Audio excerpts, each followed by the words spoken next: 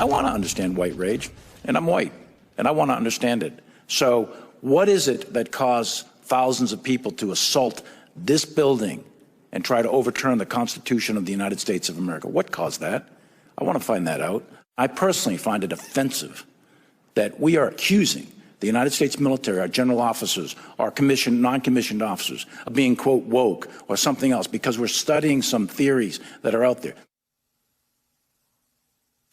Ivy League educated 40-year veteran. Those on the right didn't take kindly to the Joint Chiefs' rebuke of Republican attacks on critical race theory.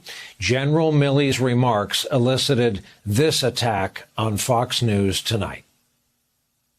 Mark Milley is the chairman of the Joint Chiefs of Staff. He didn't get that job because he's brilliant or because he's brave or because the people who know him respect him. He is not, and they definitely don't. Milley got the job because he is obsequious. He knows who to suck up to, and he's more than happy to do it. Feed him a script, and he will read it. Hard to believe that man wears a uniform. He's that unimpressive. Notice he never defined white rage, and we should know what it is. What is white rage? He's not just a pig, he's stupid. With us to talk about what we've just witnessed is General Barry McCaffrey, decorated combat veteran of Vietnam, former battlefield commander in the Persian Gulf, former cabinet member, former member of the National Security Council. He retired, by the way, as a four-star general in the U.S. Army. General, for the civilians watching you and me tonight, please let them know what they should know about your friend and your fellow four-star General Milley. Well, you know, I've known Mark Milley since he was a one-star in Afghanistan. I watched him in combat. I've been very closely associated with him over the years. It is my objective view that he's one of the most effective combat leaders we've had since World War II. He actually is brilliant. He's a Princeton grad, world-class athlete at Princeton, hockey player. He is incredibly brave. He was involved in shootouts in downtown Sadr City, armed with a pistol. He actually is widely respected in the armed forces. He spent a good bit of his Army career, military career, in combat. So, you know, that Fox TV interview is like the world turned upside down. I was very proud of him. He was very direct. And by the way, he's one of the bluntest people I've seen in uniform. He does not suffer fools lightly. And he and Secretary Austin, I think, did a remarkable job in just speaking directly to the challenge. We do have institutional racism baked into America's DNA. We do have to address it. For God's sakes, we got 8 Army posts named after Confederate generals who fought to preserve slavery. So we got to get into this subject. We will work it out.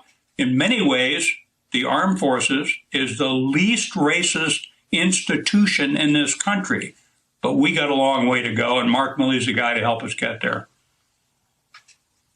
General, in my experience, and I defer to yours, Fox News is on the lion's share of the televisions, in the mess halls, ready rooms, and lounges, in bases, foreign and domestic. What would it do to the ranks to hear a Fox News anchor call the chairman of the Joint Chiefs a pig and stupid? Well, it's a terrible gesture to make on the part of anybody about a public servant, never mind one of Mark Milley's dedication and talent.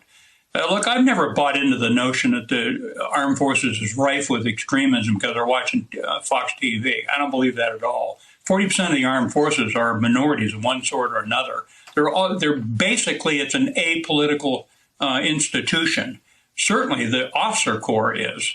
They will not tell you who they voted for. They're prohibited by law from all sorts of actions. So I think that the country ought to have a lot of confidence that if you go to an infantry battalion in the 82nd Airborne Division or a Marine battalion at Quantico, you're going to find dedicated people. 60,000 killed and wounded in the war on terror fighting to protect this country. So it's a terrible insult to attack these people who are out there trying to protect America. There's also this. Let me play this clip for you. This was Fox News last evening. The idea that we are sending our tax dollars to this military to an attempt to weed out so-called extremists, which just means conservative evangelical, as far as I can tell. We're paying for that? Why is Congress not saying we're not going to give you a penny until all of this is eradicated from the military budget? Nothing. This is my offer to you. Nothing. That's what I would say. So, General, how will that message land to the forward deployed who owe everything they have to the Home Office at the Pentagon? How does that comment strike you? It's sheer twaddle. It doesn't mean anything. I find this hard to believe that somebody of obvious intelligence and experience would make that kind of a statement. The defense of the American people is the primary responsibility of Congress under Article 1 of the Constitution. The armed forces are the most powerful single force on the face of the earth, 2.1 million men and women. And they're prepared to defend America, both internally and externally, from those who would threaten the Constitution. We got to respect them. We're making our reenlistment quotas. We're attracting some of the best top 20% of American youth into our ranks. We do have to guard against extremists in the force.